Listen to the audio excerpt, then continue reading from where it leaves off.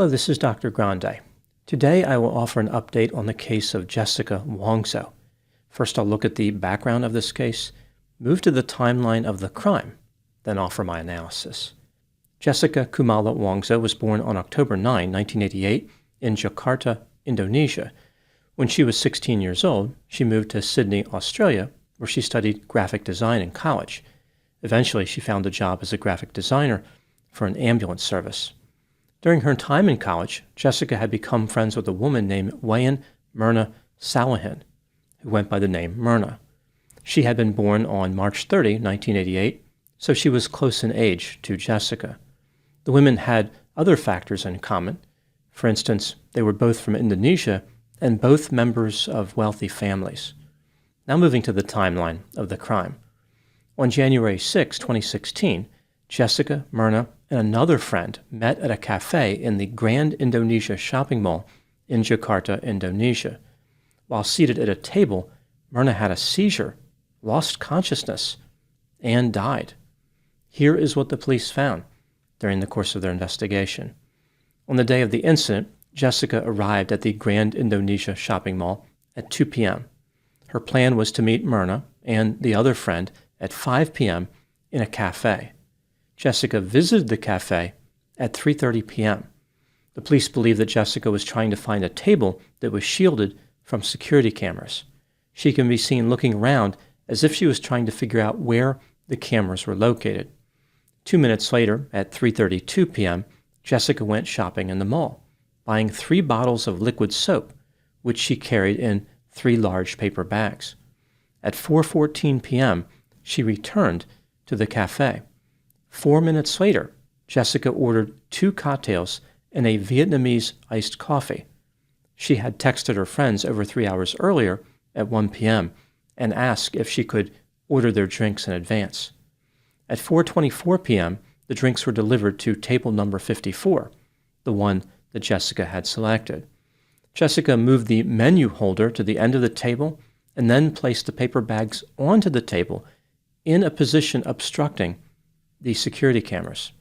The police believe that Jessica placed cyanide in Myrna's drink right after this. At 5:16 p.m., Myrna and the other friend arrived at the cafe and sat down with Jessica at table 54. 2 minutes later, Myrna took a sip of the Vietnamese iced coffee using a straw. Again, this is the drink that Jessica had ordered for Myrna about an hour earlier. Myrna immediately complained that the drink tasted horrible. She covered her nose and mouth and waved her hand in front of her mouth. At 5:17 p.m., Myrna's head went back and she lost consciousness. She was transported to a hospital where she died at 6:30 p.m. The police believe that Jessica had poisoned Myrna with cyanide. There were 2 possible theories as far as a motive. 1, Jessica may have been motivated by jealousy because Myrna had a happy marriage. 2, Jessica was angry with Myrna for recommending that Jessica break up with her Australian boyfriend. On January 30, 2016, 24 days after Myrna died, Jessica was arrested and charged with murder. Her trial started on June 15, 2016. The media covered the case extensively, and the trial was broadcast live. It was called the trial of the century and frequently compared to the O.J. Simpson trial. Just about everybody in the country of Indonesia had an opinion on the case. On October 27, 2016, Jessica Wongso was found guilty of premeditated murder and sentenced to 20 years in prison. She appealed her conviction twice, but her appeals were denied. On August 18, 2024, just under 8 years after being convicted, Jessica was released on parole. She will remain on parole until 2032. Jessica has filed for a judicial review, which is underway at the time I'm making this video. As far as her efforts to make a living, Jessica has talked about writing a book and securing a movie deal. However, she believes her most realistic chance of making money is to become a social media influencer. She has been approached by several potential sponsors, including companies involved with technology, beauty, sausage, and coffee. A coffee brand wanting Jessica to promote their product is like a baby oil company hiring Diddy as their spokesman, or a gun safety nonprofit reaching out to Alec Baldwin. Now moving to my analysis. Jessica Wongso maintains her innocence, and she has a large number of supporters. At first, she didn't, but that changed when a documentary on Netflix titled Ice Cold: Murder, Coffee, and Jessica Wongso was released in 2023. After seeing the documentary, a lot of people changed their minds and believe that Jessica is not guilty. The government of Indonesia, of course, disagrees. They believe the evidence points clearly toward Jessica's guilt. This brings me to the question, was Jessica guilty of murder? Let's take a look at the evidence both for and against the idea she was guilty, starting with the inculpatory factors. On the day that Myrna died, Jessica arrived early to the cafe where they were supposed to meet. She texted Myrna and the other friend asking to order their drinks in advance. This seems unusual for two reasons. Drinks don't take that long to get, so ordering them early is unnecessary, and Vietnamese iced coffee, as well as most cocktails, are served cold. An early order would result in warm drinks. Myrna died after drinking the Vietnamese iced coffee that Jessica ordered. This, of course, is an unexpected result. Most people expect a non-fatal experience when drinking iced coffee. Myrna was otherwise healthy, and there was no reason for her sudden death. Jessica had control over the iced coffee for about 50 minutes, which was plenty of time to put cyanide in it. She placed her bags on the table in a manner that blocked the security cameras, as if she was trying to conceal her activity. The policy of the cafe was not to put the straws in the drinks, rather to put these straws alongside the drinks. They would remove all but the top part of the wrapper. The cafe staff indicated that with Myrna's iced coffee, someone had removed the remaining portion of the wrapper and placed the straw in the drink. Presumably, Jessica was the one who did this. Originally, the color of the iced coffee was brown. By the time Myrna took a sip of it through a straw, the color was yellow. After Myrna consumed the coffee, she asked Jessica to taste it, but Jessica declined. After Myrna collapsed, Jessica did not render aid.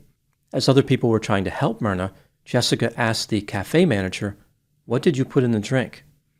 At this point, nobody had suspected the drink had been poisoned. Myrna's sister Sandy said that Jessica sent her information about poison right after Myrna died. Jessica used to work for an ambulance service in Australia. Her former boss, named Christy, described Jessica as manipulative, deceptive, hateful, crazy, two-faced, and bad-tempered. Jessica sent emails to herself indicating that Christy and Christy's mother must die, and Jessica claimed to know the right dosage of poison needed to kill someone. Jessica had a history of mental health problems. A former boyfriend had been granted a restraining order against her after saying that he was afraid of her. Jessica was unable or unwilling to regulate her intake of alcohol and had made attempts to bring harm to herself. On one occasion in 2015, when she was intoxicated, Jessica drove her motor vehicle into a nursing home. During an interview in Indonesia with Australia's 7 News, Jessica found this collision to be hysterical. She just could not stop smiling and laughing. Moving to the exculpatory factors, no autopsy was performed on Myrna's body, and her cause of death was never officially determined. 70 minutes after Myrna's death, toxicology tests were conducted, but no cyanide was detected in her liver, bile, gastric fluid, or urine. 3 days after her death, a small trace of cyanide, 0.2 milligrams, was detected in her stomach, but this could have been from chemicals used to embalm her body. A lethal dose of cyanide for someone with Myrna's body weight is 171 milligrams. Cyanide was found in Myrna's iced coffee, but the chain of custody had been broken, which meant that someone else could have added the cyanide later. The police did not find any cyanide on Jessica's clothing or in her residence. No one observed Jessica putting any poison in Myrna's drink. When considering all the evidence in this case, do I believe that Jessica Wongso was guilty of murder? Yes, I believe she is guilty in reality, but I am not convinced beyond a reasonable doubt. It's important to note that in the country of Indonesia, reasonable doubt is not the standard used to determine a verdict, and there is no jury. Instead, the standard is simply that a 3-judge panel must be convinced of the defendant's guilt. I do not believe that Jessica should have been found guilty under this standard either. There are 2 main problems I have with Jessica being found guilty. 1, an autopsy was never conducted.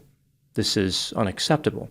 The government's case was based on the idea that Myrna died from cyanide poisoning, yet they never proved that. 2, Jessica's trial was not fair. Televising the trial was meant to convey information about Jessica's case, but what it really did was expose how inefficient, biased, and incompetent the system was. It was almost like people who had only seen trials on TV were trying to reproduce one. Her trial was disorderly, chaotic, and improperly managed. What do I think happened in this case? This is just a theory, my opinion. Jessica Wongso was self-centered, erratic, unstable, manipulative, deceptive, calculating, vindictive, petty, insecure, jealous, vulnerable, sadistic, violent, and had a sense of entitlement. Her out-of-control behavior resulted in her being fired from her job at the ambulance service about a month before Myrna died. At some point, Myrna may have done something to Jessica which offended her. Perhaps Jessica was offended by not being invited to Myrna's wedding. It may have been the advice that Myrna gave to Jessica about leaving her boyfriend. Jealousy may have played a part.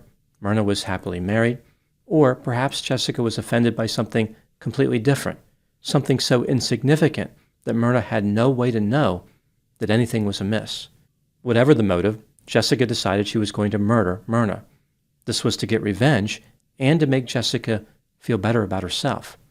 Jessica somehow obtained cyanide without leaving any trace on her clothing or in her residence. She took the cyanide to the cafe and poisoned Myrna's drink. Her crime was pretty obvious, but a terrible investigation and a biased legal system left a lot of room for doubt. Ultimately, Jessica was convicted, but this conviction was not just. As an individual on parole in Indonesia, Jessica is now in a challenging position.